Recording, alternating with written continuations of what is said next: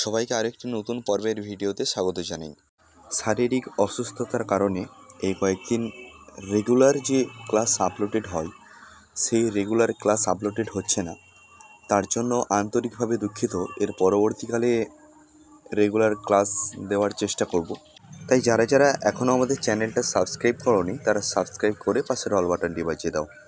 আজকে আমরা আলোচনা করব সপ্তম শ্রেণীর বাংলা পাঠ্য বইয়ের অন্তর্গত অন্যতম একটি গল্প আত্মকথা, লেখক রামকিঙ্কর বেইজ। এর আগে আমরা এই বইয়ের আরও অন্যান্য গল্প এবং কবিতা সম্বন্ধে ক্লাস আপলোডেড করেছি, যেমন বঙ্গভূমির প্রতি, ছন্দে শুধু কান রাখো, পাগলা গণেশ প্রভৃতি। তাই যারা যারা এখনও এই ক্লাসগুলো দেখোনি তারা এই ক্লাসটি শেষ হওয়ার পর তোমরা আমাদের চ্যানেলের পেজে গেলে সেখান থেকে তোমরা ওই ক্লাসগুলি দেখতে পাবে। তো আর কথা না বাড়িয়ে সরাসরি ফিরব মূল আলোচনায়। শুরু করব আজকের আলোচনা লেখক রামকিঙ্কর বেইজের লেখা আত্মকথা। প্রথমেই আমরা কবি সম্বন্ধে কিছু জেনে নিই, দেখে নেওয়া যাক কবি পরিচিতি। আলোচ্য অংশের লেখক হলেন রামকিঙ্কর বেইজ। জন্ম 1906, মৃত্যু 1980। প্রখ্যাত ভাস্কর এবং চিত্রশিল্পী ছিলেন। আমরা জানি রামকিঙ্কর বেইজ একজন প্রখ্যাত ভাস্কর এবং চিত্রশিল্পী। তোমরা যদি রামকিঙ্কর বেইজ সম্বন্ধে আরও ডিটেলসে পড়াশোনা করো বা ভবিষ্যতে তোমরা যখন আরও উচ্চ পর্যায়ে যাবে পড়াশোনার, সেখানে তোমরা সাহিত্যের ইতিহাস ঘাঁটলে দেখতে পাবে আমাদের বাংলা সাহিত্যের চিত্রশিল্পের ধারায় অন্যতম একজন প্রখ্যাত প্রবাদ প্রতিম ব্যক্তিত্বও বলা যেতে পারে হলেন রামকিঙ্কর বেইজ। এই রামকিঙ্কর বেইজ ছোটোবেলা থেকেই ছিলেন ছবি আঁকায় পারদর্শী। ইনি দেবদেবীদের ছবি আঁকতেন, কুমোর কামারদের কাজেও আকৃষ্ট ছিলেন। পুতুল গড়া, থিয়েটারের সিন তৈরি, ছবি আঁকা ইত্যাদি কাজে তিনি নিযুক্ত ছিলেন। শিল্পী রামকিঙ্কর বেইজকে শিল্পী রামানন্দ চট্টোপাধ্যায় শান্তিনিকেতনে 1925 সালে নিয়ে আসেন। তাঁর আঁকা ছবি দেখে নন্দলাল বসু বলেছিলেন, তুমি সবই জানো, আবার এখানে কেন? অর্থাৎ এখান থেকে আমরা জানতে পারি যে রামকিঙ্কর বেইজ ছোটোবেলা থেকেই কতটা দক্ষ হয়ে উঠেছিলেন তার ছবি আঁকা অর্থাৎ তার হাতের কাজের বিষয়ে। সারা জীবনে অজস্র ছবি এঁকেছেন, মূর্তিও গড়েছেন। তার ছবিতে ভাস্কর্যে রাঢ় দেশের মাটি ও মানুষের প্রাধান্য লক্ষ্য করা যায়। এই যে রাঢ় অঞ্চল আমরা বিজ্ঞান বা ভূগোলে পাবো, এই যে রাঢ় অঞ্চল, এই রাঢ় অঞ্চলের যে সাধারণ মানুষের জীবনযাত্রা, এগুলোকে লক্ষ্য করা যায়। অবশ্যই তিনি শান্তিনিকেতনেও বেশ কিছু মূর্তি গড়েছেন, যেমন সুজাতা হাটের সাঁওতাল পরিবার। এই যে সাঁওতাল পরিবার, রাঢ় অঞ্চলে এই সাঁওতাল পরিবারের বাস, অর্থাৎ রাঢ় অঞ্চলের দিকেই সাঁওতাল সম্প্রদায়ের মানুষদের বসবাস আমরা লক্ষ্য করতে পারি। অর্থাৎ রাঢ় অঞ্চলের প্রত্যন্ত লোকজ যে সম্প্রদায়, এই লোকজ সম্প্রদায়ের চিত্রকলার মাধ্যমে বা মূর্তি গড়ার মাধ্যমে এই লোকজ সম্প্রদায়ের যে জীবনযাত্রা তিনি তুলে ধরেছেন। কাজের শেষে সাঁওতাল রমণীর একটি মূর্তি, তাও তাঁর মূর্তি গড়ার কাজের মধ্যে রয়েছে। 1976 খ্রিস্টাব্দে বিশ্বভারতী তাকে দেশিকোত্তম উপাধিতে ভূষিত করেন। অর্থাৎ এখান থেকেই তার শিল্পকলা ও কারুকার্যের চিত্র বর্ণিত হয়। ফিরব সরাসরি মূল পাঠ্যের আলোচনায়। আত্মকথা রামকিঙ্কর বেইজ। যতদূর মনে পড়ে শৈশবেই আমার চোখে পড়ত আমাদের বাড়িঘরের চারিদিকের দেওয়ালের নানান দেবদেবীর ছবি আমার তখনই ভালো লাগতো। এখানে আমাদেরকে বুঝতে হবে, এই যে রাঢ় অঞ্চলের লোকজ সম্প্রদায়, এই রাঢ় অঞ্চলের লোকজ সম্প্রদায়ের মধ্যে বহুলভাবে প্রচলিত ছিল দেবদেবীর মূর্তি। অর্থাৎ এই দেবদেবীর সম্পর্কিত বিভিন্ন মূর্তি, বিভিন্ন পটচিত্র তারা তৈরি করত বিভিন্ন রকমভাবেই। এই যে দেবদেবীর মূর্তি বা ছবি, এইগুলো শৈশব থেকেই ভালো লাগতো রামকিঙ্কর বেইজের। ছোটোবেলাতে আমি সেই সব দেখতাম আর কপি করতাম।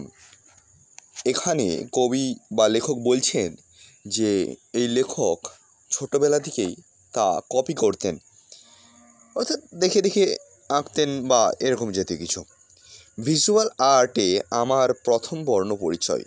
ভিজুয়াল আর্ট, বর্ণ পরিচয়, এই দুটো জিনিস সম্বন্ধে একটু জেনে নেওয়া উচিত। বর্ণ পরিচয় সাধারণভাবে আমরা কেন বলবো? বর্ণ পরিচয় মানে বর্ণের পরিচয়, কিন্তু এখানে যেহেতু জিনিসটা আর্ট, তাই আর্ট দেখে দেখে অঙ্কন করাটাই এখানে একজন অঙ্কনবিদ যারা অঙ্কন করে তাদের কাছে এটা বর্ণ পরিচয়। ঠিক সেই রকমভাবেই ভিজুয়াল আর্টে লেখকের অর্থাৎ রামকিঙ্কর বেইজের বর্ণ পরিচয়। এবার স্বভাবসিদ্ধভাবেই হয়তো তোমাদের অনেকের মনে প্রশ্ন আসছে যে ভিজুয়াল আর্ট মানে কি? এই ভিজুয়াল শব্দটার অর্থ হলো চাক্ষুষ, আর্ট শব্দের অর্থ হলো কলা। অর্থাৎ আমরা চাক্ষুষে যে সমস্ত কারুকার্য দেখি, যে সমস্ত শিল্প সংস্কৃতি দেখি, আমরা চোখের সামনে যে সমস্ত অরিজিনালি যে আঁকা, এইগুলোকে আমরা বলবো ভিজুয়াল আর্ট। এই ধরনের ভিজুয়াল আর্ট যেইগুলো রাঢ় অঞ্চলের প্রত্যন্ত গ্রাম্য যে অঞ্চল, সেখানের সাধারণ থেকে অসাধারণ গ্রাম্য লোকজ সম্প্রদায়ের যে অঙ্কন রীতি, অঙ্কন বিদ্যা তার মাধ্যম দিয়ে ফুটে উঠত, সেইগুলোতেই লেখক রামকিঙ্কর বেইজের বর্ণ পরিচয়। এই যে লোকজ সম্প্রদায় রাঢ় অঞ্চলের, এই সমস্ত সম্প্রদায়ের মানুষরা এত সুন্দরভাবে আঁকতে পারেন, হয়তো আমরা অনেকেই তার মতো করে আঁকতে পারি না। এখানকার মানুষদের যে রীতিনীতি, যে শিল্পকলা, সেইগুলো সাধারণভাবে অনেক ভালো ভালো আর্টিস্টকে হার মানায়। এর পরের অংশে লেখক বর্ণনা করেছেন তার মূর্তি গড়ার ইতিহাসের কথা। এই যে এখানে বলছেন না, মূর্তি গড়ার ইতিহাসও বেশ খুব মজার। এখানে কবি বলছেন, এখানে লেখক বলছেন মূর্তি গড়ার ইতিহাসও খুব মজার। আমাদের বাড়ির সামনে রাস্তাটা লাল মোড়ামে ঢাকা ছিল। রাঢ় অঞ্চলের মৃত্তিকা যেহেতু অধিকাংশভাবে লৌহযুক্ত, লাল মৃত্তিকা, তো স্বভাবসিদ্ধভাবেই তাদের বাড়ির সামনের রাস্তাটা লাল মোড়ামে ঢাকা। যাদের বাড়ি গ্রামাঞ্চলে তারা সাধারণভাবে বাড়ির সামনের যে মোড়ামযুক্ত যে রাস্তা, ওই যে লাল মৃত্তিকা, ওই লাল মৃত্তিকার কথাই লেখক এখানে বলছেন। একদিন হঠাৎ বৃষ্টির পরে দেখি মোড়াম ধুয়ে নীল রঙের মাটি বেরিয়ে পড়েছে। দেখো, যাদের বাড়িটা একটু গ্রামাঞ্চলে, তোমরা লক্ষ্য করবে ওই যে মোড়ামের যে রাস্তা হয় না, ওই মোড়ামের রাস্তার দেখবে মোড়ামটাকে যদি একটু ধুয়ে নাও বা কিছুটা অংশ যদি ধুয়ে নিয়ে যায় বোল্ডার, তার নিচে অরিজিনাল মৃত্তিকা। বা কাদের বাড়ির সামনে রাস্তা সারাই হলে দেখবে যদি অনেকটা খুঁড়ে নেওয়া যায়, মোড়ামের কিছুটা স্তরের পর গিয়ে একটা অথেন্টিক অরিজিনাল মৃত্তিকার একটা স্তর আমরা দেখতে পাবো। মোড়ামও একাংশে অরিজিনাল মৃত্তিকাই, তবু চোখে পড়া মাত্র সেই মাটি খাবলে তুলে নিয়ে নানান রকমের পুতুল তৈরিও করতে লাগলাম। নানান রকমের পুতুল সেই অরিজিনাল মাটি দিয়ে লেখক তৈরি করতেন। এখানে বলে রাখা ভালো যে আমার প্রথম শিল্পের স্কুল বাড়ির পাশের কুমোরপাড়া। শিল্পের স্কুল মানে এখানে লেখক বোঝাতে চাইছেন যে যেখানে তিনি শিল্পের কারুকার্য সেভাবে পোক্তভাবে শিখতে শুরু করেছিলেন। ছেলেবেলা থেকেই অনেকক্ষণ ধরে কুমোরদের মূর্তি গড়া ও অন্যান্য কাজ দেখার বেশ অভ্যাস ছিল। কার অভ্যাস ছিল? লেখকের। লেখক ছেলেবেলা বা ছোটোবেলা থেকেই কুমোরদের মূর্তি গড়ার বিভিন্ন কাজ দেখতেন। সুযোগ পেলেই মাটিতে হাত লাগিয়ে ছানাছানি করতাম। সুযোগ যখনই লেখক পেতেন, ওই মাটিতে হাত লাগিয়ে দিয়ে ছানাছানি করতেন, অর্থাৎ বিভিন্ন ধরনের কারুকার্যে হাত লাগাতেন। রঙের প্রয়োজন ছিল গাছের পাতার রস, বাটনা বাটা শিলের হলুদ, মেয়েদের পায়ের আলতা, মুড়ি ভাজা খোলার চাঁচা ভূষকালি, এইগুলি দিয়ে রঙের প্রয়োজন মেটা। যেহেতু রামকিঙ্কর বেইজ সাধারণভাবে লোকজ সম্প্রদায়েরই মানুষ, তাই এবং খুব ছোটোবেলাকার সময় এই যে লোকজ শিল্পকলার যে কারুকার্য, সেখানকার তিনি চিত্র তুলে ধরেছেন। তো সেখানে তিনি বলছেন যে এখানকার এই যে রঙের প্রয়োজন, এইগুলো তিনি এভাবেই মেটাতেন বা এইগুলোকে এভাবেই মেটানো হতো।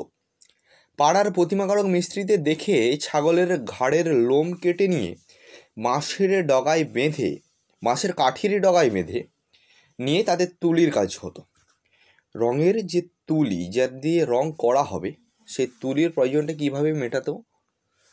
সেই তুলির প্রয়োজনটা মেটানো হতো ছাগলের ঘাড়ের লোমের গুচ্ছকে কেটে নিয়ে, মানে লোমগুলোকে কেটে নিয়ে গুচ্ছ আকারে বাঁশের কাঠির ডগায় বেঁধে নিয়ে তুলি তৈরি করা হতো। বাবার আর্থিক অবস্থা ভালো না থাকায় আমার অঙ্কন গুণটির জন্য স্কুলে আমি অবৈতনিক ছাত্র হিসেবে পড়াশোনার সুযোগ পেয়ে এসেছি। যেহেতু বাবার অর্থনৈতিক অবস্থা খুব ভালো ছিল না, সাধারণ অবস্থায় সেই জায়গায় দাঁড়িয়ে অবৈতনিক ছাত্র তো নয়, বৈতনিক ছাত্র হিসেবে পড়ার সম্ভাবনা নেই, কিন্তু তিনি সুযোগ পেয়েছেন। কিভাবে? স্কুলের দেওয়ালে আঁকা ছবি ঝোলানো আর পত্রিকার ছবি দেওয়া আমার প্রতি মাসের কাজ ছিল। স্কুলের যে দেওয়ালের যে ছবি আঁকা, সেগুলো যে ঝোলানো হতো স্কুলের দেওয়ালে, সেইগুলো এবং পত্রিকায় ছবি দেওয়ার কাজ হতো। এই দুটো কাজের দৌলতে তিনি স্কুলে অবৈতনিক ছাত্র হিসেবে পড়ার সুযোগ পেয়েছিলেন। ছোটোবেলাতে পড়াশোনা ভালো লাগতো না, বাবা লিখতে দিলে আঁকতে শুরু করতাম। বাঁকুড়াতে ঠেলাঠেলি করে ম্যাট্রিক পর্যন্ত হয়েছিল। ছোটোবেলায় কবির পড়াশোনা করতে মোটেই ভালো লাগতো না। তার বাবা তাকে যখন লিখতে দিতেন তখন তিনি আঁকা শুরু করতেন। তার স্বভাবসিদ্ধ ভঙ্গি। বাঁকুড়াতে ঠেলাঠেলি করে ম্যাট্রিক পর্যন্ত হয়েছিল, ম্যাট্রিক মানে মাধ্যমিক।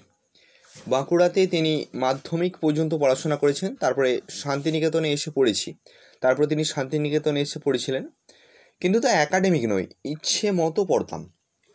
মানে এখানে ব্যাপারটা হলো এরকমই যে শান্তিনিকেতনে যে একাডেমিক শিক্ষা, যে হ্যাঁ মাধ্যমিক করলাম, তারপর উচ্চ মাধ্যমিক, এখনকার যে একাডেমিক শিক্ষা মাধ্যমিক উচ্চ মাধ্যমিক, তারপরে যে যার মতো করে পড়াশোনা চালায়, কেউ নর্মালি গ্র্যাজুয়েশনস করে, কেউ অন্যান্য স্ট্রিমে পড়াশোনা চালায়। সেই যে একাডেমিক শিক্ষার জন্য তিনি আসেননি, তিনি ইচ্ছে হলে পড়তেন, অর্থাৎ একাডেমিক বা ধারাবাহিকভাবে শান্তিনিকেতনে এসে পড়াশোনা করেননি। এসবের মধ্যে কখন নন কোঅপারেশন আন্দোলন এসে গেল। নন কোঅপারেশন আন্দোলন মানে অহিংস অসহযোগ আন্দোলন, ইতিহাসের জন্য খুব গুরুত্বপূর্ণ এবং ভারতের ইতিহাসের খুব গুরুত্বপূর্ণ একটা অধ্যায়। এই নন কোঅপারেশন মুভমেন্ট মানে হলো ব্রিটিশ সরকারদের সঙ্গে ভারতীয় নাগরিকদের অসহযোগিতা, যেটা মহাত্মা গান্ধীর নেতৃত্বে শুরু হয়েছিল। স্কুল কলেজ বন্ধ, ন্যাশনাল স্কুলে ভর্তি হলাম আর কংগ্রেসের কাজে যোগ দিলাম। এখানে লেখক ন্যাশনাল স্কুলে ভর্তি হয়েছিলেন এবং কংগ্রেসের কাজে যোগ দিয়েছিলেন।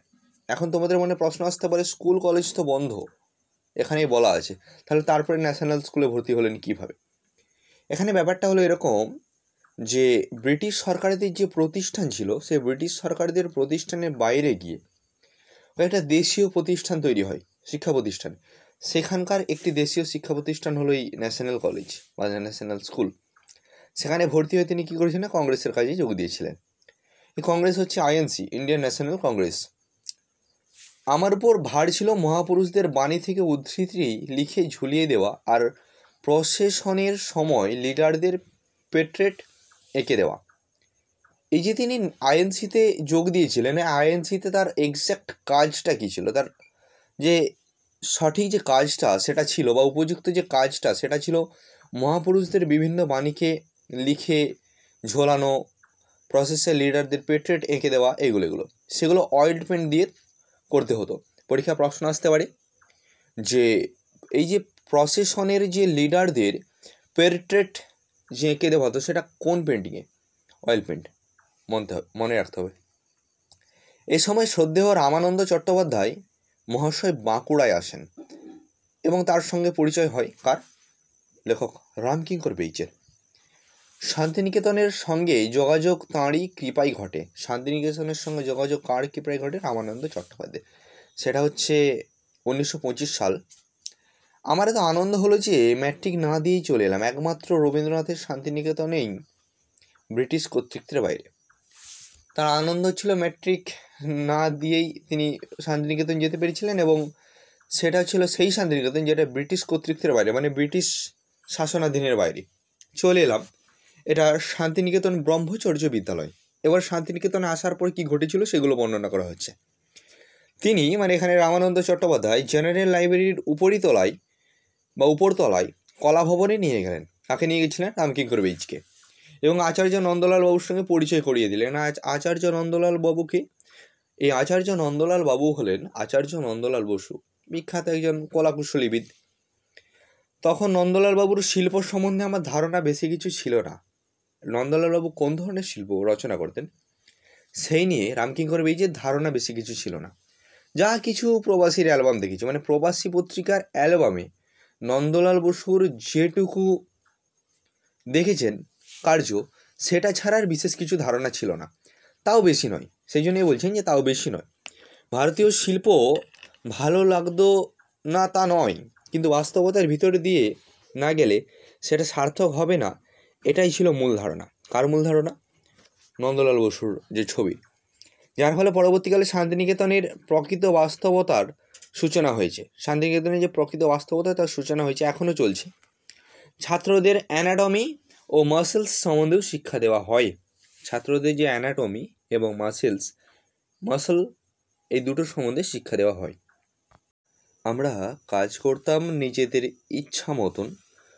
নন্দবাবু নিজের কাজ করতেন, একবার করে ঘুরে যেতেন, বিশেষ কিছু ইনস্ট্রাকশন দিতেন না। তবে হ্যাঁ, একটু আধটু যা না বললেই না তা কি আর বলতেন না, মানে বিশেষ কিছু যে চাপ যে এটাই করো, এটাই করতে হবে, ওটাই উচিত, সেভাবে কিছু বলতেন না। একদম যেগুলো না বললেই নয়, তিনি সেই ইনস্ট্রাকশনগুলোই দিতেন, কিন্তু নিজেই ইম্পোজ করতেন না। পূর্ণ স্বাধীনতা দিয়েছিলেন। কাদেরকে? রামকিঙ্কর বেইজকে। আসলে কি জানো, এই শিল্প রচনা মানে এই যে ছবি আঁকা, এই সমস্ত, বিশেষ করে ছবি আঁকার জন্য, যারা ছবি আঁকো তোমরা, তারা খুব ভালো বুঝতে পারবে, যে বা যারা ছবি আঁকে তাকে যদি তার সম্পূর্ণ স্বাধীনতা দেওয়া হয়, তবে সে তার চিন্তাভাবনাটিকে প্রকৃতার্থে তুলে ধরতে পারে। তোমরা খোকনের প্রথম ছবি পড়েছো না? সেখানে তোমরা দেখবে যে ওখানে লেখা আছে শেষের দিকে যে খোকনের অরিজিনাল ছবিটা কোথায়, খোকনের প্রকৃত ছবিটা কোথায়, সব তো কপি করা। অর্থাৎ কোনো শিল্পীর নিজস্ব চিন্তাভাবনা ফুটে ওঠে যদি তাকে তার শিল্পিক ক্ষেত্রে সম্পূর্ণ স্বাধীনতা প্রদান করা হয়। এগিয়ে যাব আমরা পরবর্তী লাইনে। অয়েল পেন্টিং তখন শান্তিনিকেতনে কেউ করতেন না। আমি প্রথম শুরু করি, পরীক্ষা প্রশ্ন আসতে পারে। শান্তিনিকেতনে প্রথম অয়েল পেন্টিং কে শুরু করেছিল? রামানন্দ চট্টোপাধ্যায় নয়, রামকিঙ্কর বেইজ। দোকানে গিয়ে বললাম অয়েল পেন্টিং করব, কী রঙ আছে, কিভাবে করতে হয় দেখান। তা দোকানদার দেখালো, এই তুলি, এই টিউব রঙ আর এই পাত্রে তেল আছে, একবার ডুবিয়ে নিয়ে রঙ করুন, ব্যাস অয়েল পেন্টিং শেখা হয়ে গেল। ভালো কাজ করেছিলাম অয়েলে, যতদূর মনে হচ্ছে girl and the dog. Nandalal বাবু কিন্তু একটু অসন্তুষ্ট হয়েছিলেন অয়েল করেছিলাম বলে। এখানে লেখক বোঝাতে চাইলেন এই যে রামকিঙ্কর বেইজ, ওনার যে অয়েল পেন্টিংটা দেখে নন্দলাল বাবু কোথাও না কোথাও একটু অসন্তুষ্ট হয়েছিল, তবে বাধা দেননি। আমি শান্তিনিকেতনে আসার 4 বছর আগে নন্দলাল বসাই কলা ভবনের অধ্যক্ষ হয়ে আসেন। শান্তিনিকেতনে রামকিঙ্কর বেইজ যবে এসেছিলেন তার বছর 4 অর্থাৎ 4 বছর আগে নন্দলাল মশাই, মানে নন্দলাল বসুর কথা বলা হচ্ছে, উনি কলা ভবনে অধ্যক্ষ হয়ে আসেন।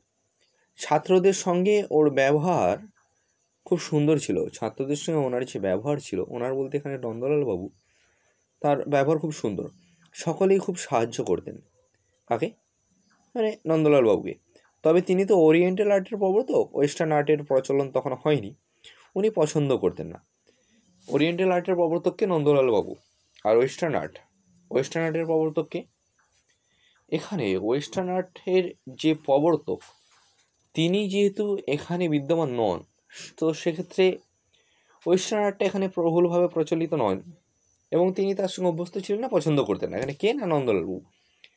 আচার্যদেবের সঙ্গে দেখা হলো, দেখলেন বলিষ্ঠ চেহারার মানুষ, গায়ে সিল্কের পাঞ্জাবি, পরনে ধুতি। আচার্যদেবের সঙ্গে যখন দেখা হয়েছিল তখন রামকিঙ্কর বেইজ লক্ষ্য করেছিলেন তিনি বলিষ্ঠ চেহারার মানুষ, গায়ে সিল্কের পাঞ্জাবি, পরনে ধুতি।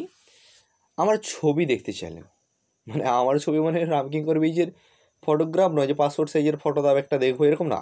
রামকিঙ্কর বেইজ কি ছবি এঁকেছিল সেই ছবিটা দেখতে চেয়েছিল। দেখালেন রামকিঙ্কর বেইজ আচার্যবাবুকে, বললেন তুমি সবই জানো, আবার এখানে কেন? একটু ভেবে বললেন, আচ্ছা 2-3 বছর থাকো তো। সেই 2-3 বছর আমার এখনও শেষ হলো না। তার বিচিত্র অবদানের ভেতর দেখেছি শিল্পস্রোত নানাভাবে, নানান রূপে এসে তীব্রভাবে, কিন্তু কখনো স্বাদবিহীন নয়। ওই যে 2-3 বছরের থেকে যাওয়া, সেটাই কোথাও না কোথাও গিয়ে ওই 2-3 বছরের যে ডিউরেশন সেটাই যেন রামকিঙ্কর বেইজকে অনেক দিন থাকতে বাধ্য করল। অর্থাৎ যে সময় পর্যন্ত রামকিঙ্কর বেইজ লিখছেন এই গল্পটা, সেই সময় পর্যন্ত তিনি ওখানে ছিলেন। অত বড় একজন শিল্পীর কাছে শিক্ষালাভ করেছে আমার সৌভাগ্য, রামকিঙ্কর বেইজের সৌভাগ্য। শিল্পী হিসেবে যেমন মর্যাদাবান, শিক্ষক হিসেবেও তেমনি। শিল্পী হিসেবে যেমন মর্যাদাবান উনি ছিলেন, তেমন শিক্ষক হিসেবেও। এত বড় পেন্টার, এত নিখুঁত স্ট্রোক, সেইগুলো তার লক্ষ্য করা যেত। শিক্ষক হিসেবে যথেষ্ট মর্যাদাবান হিসেবেই। প্রায় সমস্ত ছবির বিষয়ই বা ব্যাকগ্রাউন্ড খুব সাদামাটা, সাধারণ চরিত্র, কমন ল্যান্ডস্কেপ, একবারে গ্রামের কমপ্লিট ক্যারেক্টার নিয়ে ওর ছবি। কার ছবি? নন্দলাল বাবুর। এই সাদামাটা শ্যুটটাই আমাকে ভীষণভাবে টানে, রামকিঙ্কর বেইজকে ভীষণভাবে টানে। আমার ছবি বা মূর্তির অধিকাংশ ক্যারেক্টারই তো যে খুব সাধারণ, তা অনেকটা নন্দলালবাবুর পরোক্ষ প্রভাবই। এখানে নন্দলালবাবুর প্রভাব যে রামকিঙ্কর বেইজের শিল্পী জীবনে অনেকটা, সেটা কোথাও না কোথাও গিয়ে লেখক স্বীকার করলেন। নির্বাচিত অংশ বলা বাহুল্য, এই যে লেখাটা, এই লেখাটা রামকিঙ্কর বেইজের লেখা। অন্য বড় লেখা থেকে একটু অংশ নির্বাচন করে রাখা হয়েছে। এখানে আমরা আমাদের আজকের যে আত্মকথা রামকিঙ্কর বেইজ, তার পাঠ্য সম্পর্কিত সামগ্রিক আলোচনা আমরা এখানে শেষ করলাম। ভিডিওটি ভালো লাগলে একটি লাইক করো, কমেন্ট করে জানিয়ে দাও ভিডিওটি কেমন হয়েছে এবং বন্ধুদের মাঝে শেয়ার করো। চ্যানেলটিকে সাবস্ক্রাইব করে পাশে অল বাটনটি বাজিয়ে দাও, যাতে ভবিষ্যতে এই রিলেটেড আরও অন্যান্য সাবজেক্টের ভিডিও তোমরা পেয়ে যেতে পারো। আজকের হোমওয়ার্কের প্রশ্নটি হলো, কথক শান্তিনিকেতনে কবে আসেন? তার উত্তরটি তোমরা কমেন্ট বক্সে জানাও। সুস্থ থেকো, ভালো থেকো, আমাদের সঙ্গে থেকো। ধন্যবাদ।